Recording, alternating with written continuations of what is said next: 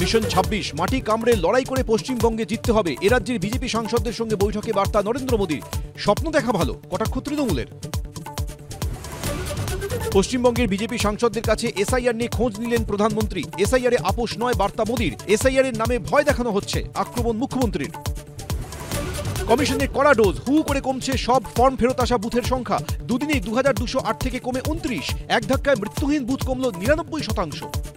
প্রাথমিকে 32,000 শিক্ষকের চাকরি বহাল। প্রাক্তন বিচারপতি অভিজিৎ গঙ্গোপাধ্যায়ের রায় খারিজ হাইকোর্টের ডিভিশন বেঞ্চের। কলঙ্কমুক্ত হলাম, কষ্ট করে পড়াশোনা করে চাকরিটা পেয়েছি। দীর্ঘ 9 বছর পরে চাকরি বাতিল হলে বিরূপ প্রভাব পড়বে। 32,000 শিক্ষকের চাকরি গেলে তাদের পরিবারের বাঁচা মুশকিল হয়ে যাবে। চাকরি বহাল রেখে জানালো হাইকোর্টের ডিভিশন বেঞ্চ। পুরনিয়োগ দুর্নীতি মামলায় তলব পেয়ে ফের ইডি দপ্তরে দমকল মন্ত্রীর স্ত্রী কন্যা। 8 ঘন্টা পর বেরোলেন সিজিও থেকে। আবার কোঅপারেট করতে এসেছি, তো সেন্টাই করলাম। চাপের মুখে ইউটার্ন কেন্দ্রে মোবাইলে সঞ্চার সাথী অ্যাপের প্রি ইনস্টলেশন বাধ্যতামূলক নয়। গোপনীয়তায় হস্তক্ষেপের অভিযোগ ওঠার পর বিজ্ঞপ্তি প্রত্যাহার।